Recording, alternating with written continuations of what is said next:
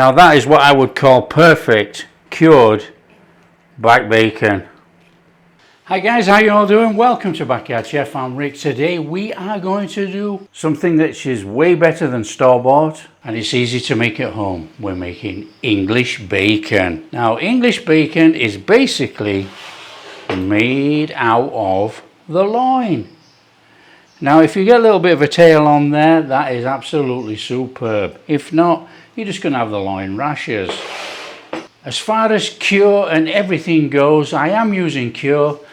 Cure number one, and sugar, salt, a little bit of maple syrup, and we're going to mix the maple syrup with, or maple flavored syrup, it's cheaper, with some liquid smoke, because we can't smoke this where we are here. Now to work out the 0.025% of nitrate to use with the weight of the meat, I use a bacon cure calculator online. I'll put a link in the description. It's brilliant. I've been using it for years. It's a fantastic calculator. You can even adjust the amount of salt that you want in there. Instead of using 2.5% salt for the weight of the meat, you can put 2% if you don't want too much salt, and that's what I do. I change it to 2% of the salt for the weight of the meat, but stick with the cure obviously, because we don't want to catch anything. And then you work out your own sugar, maple flavored syrup, and we're going to add liquid smoke. So it's all very simple. Then we'll just put that to one side. We got a little tub there. We got our salt, we got sugar. Now I'm using brown sugar, okay, and I'm using cure number one, pink salt. So just give that all a mix in. Now you can season more if you want. This is a basic seasoning. Now if you want to put herbs and spices and things all over that bacon, that's up to you. We're going to put some maple flavored syrup on there, like I say, about 3 tablespoons actually. And this is the stuff, probably about 1/4 teaspoon.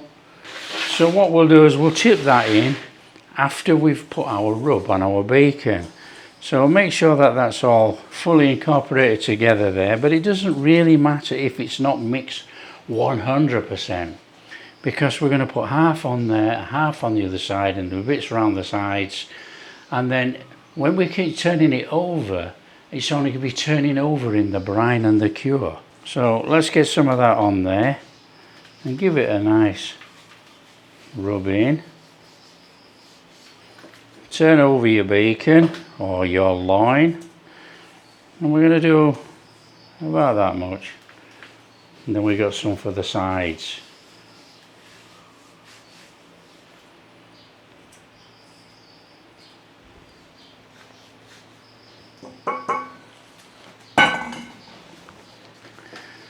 So don't forget the ends. Soak up all that sugary goodness.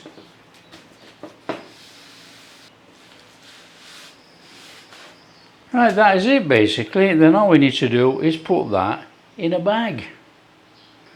So all we need to do is put that loin in there.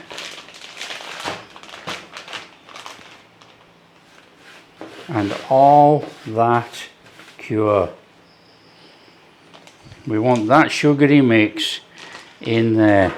Don't forget, we've weighed it out. And then we want to be adding our maple syrup or maple flavored syrup and our smoky flavor.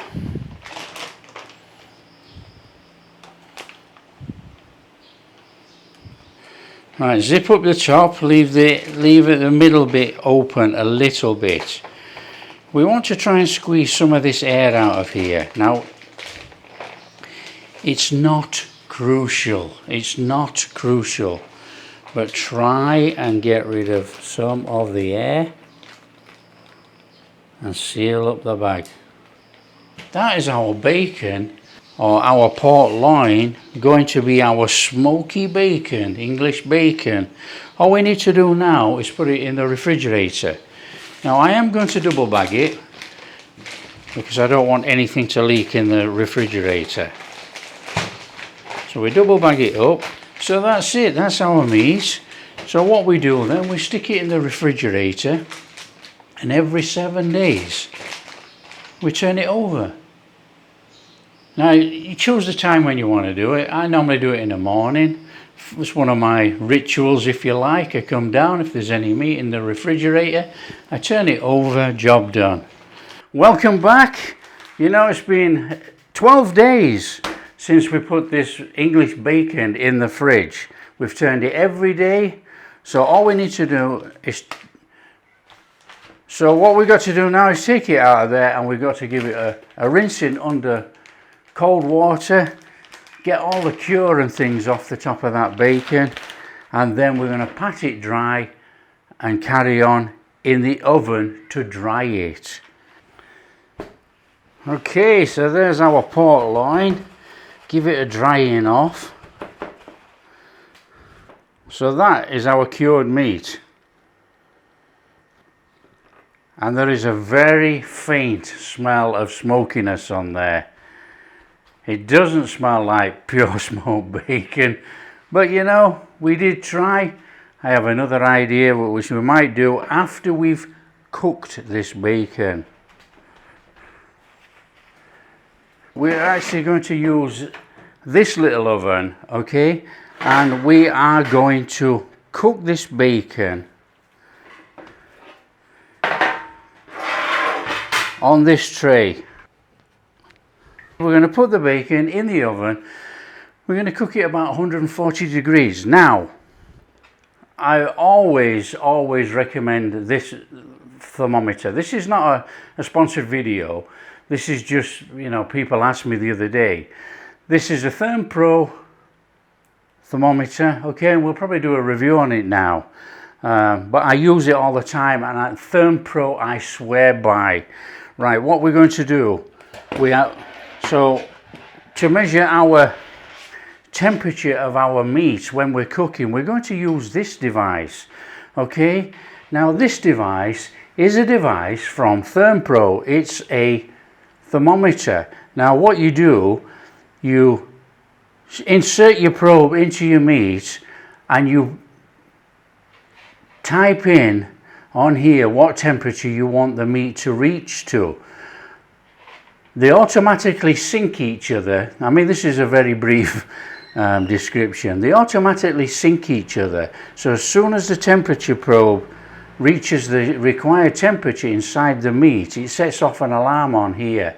Now this has about 100-meter distance, so you can stick that in the oven and you can walk away with the alarm, and they will send a message to each other, and the alarm will go off, and it rings the alarm and flashes. Now the good thing about this, you know, on this one, it's nearly a product review of this. On this, you can either stand it outside the oven, or you could clip it outside the oven. The only drawback, which you must know if you're using anything like this, that the probe and the stainless steel wire becomes red hot when it's inserted and it's closed inside the oven door. So when you take it out with a cloth or gloves. You do not touch any of this with bare hands. Okay, so that's the only thing that you have to know. Other than that, this is a fail-safe, simple way of getting perfect quality cooked meat every time. These devices are reasonable to buy. They can be bought online anywhere, and I would recommend them. I use them all the time. And the beauty about this one as well, you know, you can use it on the barbecue, on the grill, anything like that. And it has two probes. You know, I've got one probe connected here because we only got one piece of meat, but it has two probes, so you can connect two, or you could put one probe in the thickest meat if you have many bits of meat in there, and you can put the other probe actually into the oven, and it will give you the oven temperature. It's a fantastic, it's a fail-safe way of getting perfectly cooked meat. Okay, at home. Now in a commercial kitchen, you know, you would have a probe inside the oven and you put it in and all the rest of it. This is making it commercial at home, making it easy for you. So what we're going to do, we're going to turn these on, obviously. We'll calibrate. Now, I'm not going to do a review on this, but they will calibrate, okay? And you can see we're already been cooking at 64 degrees for bacon yesterday. So what we're going to do is leave it at 64 degrees for internal temperature and stick the probe in there. Okay, at the moment this probe is reading a temperature in here of 30 degrees. That's how hot it is in here. And there's nothing on yet, there's no ovens on, nothing. Okay, so it's 30 degrees already. So we're going to stick the probe in there, stick it in the oven. So in it goes. We're going to put this to the outside of the oven. You know, you put it anywhere you want. I'll go this side and we'll put that on its clip there. Just like that. As easy as that. Oven on. And the temperature reading already on this meat is 21. Okay, so it's got quite a way to go up. So we've got the oven on. And we're going to set it for 140.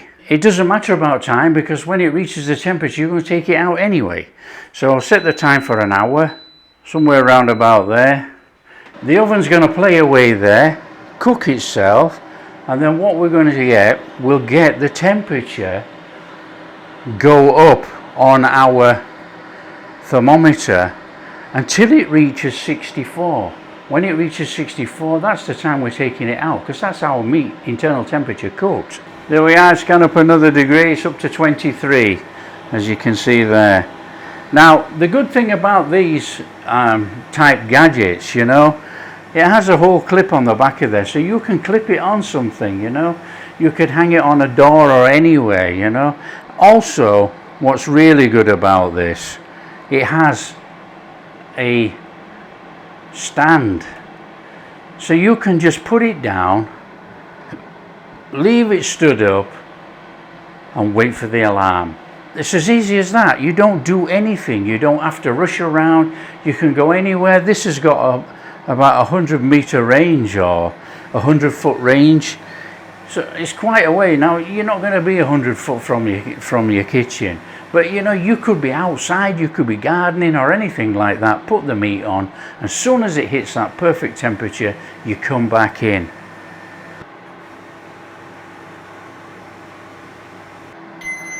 So there we are. That's how fantastic this is.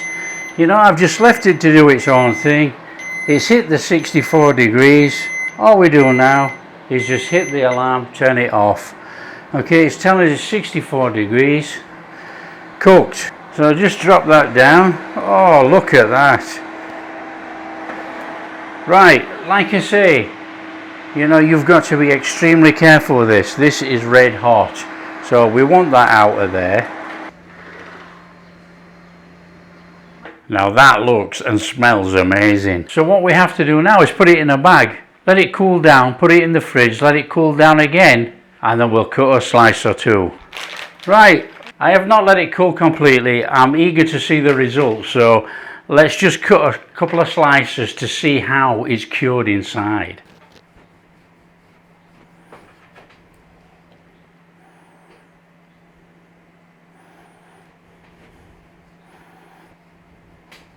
Oops, bit thin on that one. Now that is what I would call perfect cured back bacon. All we got to do is put some in a pan. Okay, for this one then, we have to put a little bit of oil in, because as we know, there is no fat content as such in that loin bacon. On with the flame, and in with our bacon. Slight smokiness smell coming out of that pan, but it's not like smoky bacon that we would smoke.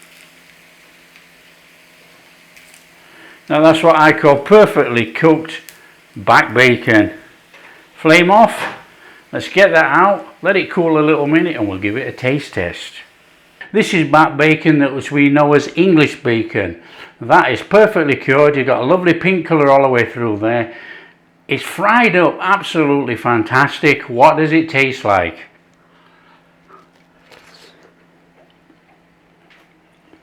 That is absolutely superb. You know, that's got a fantastic flavour running all through that bacon. It's not over salty, it's perfectly salted. It's the spice level's right, the sugar's right, everything's right. Really cured well. That is how to make back bacon at home. If you like what we're doing, don't forget, smash that like and subscribe, share with your friends, all that kind of stuff. Catch you in the next video.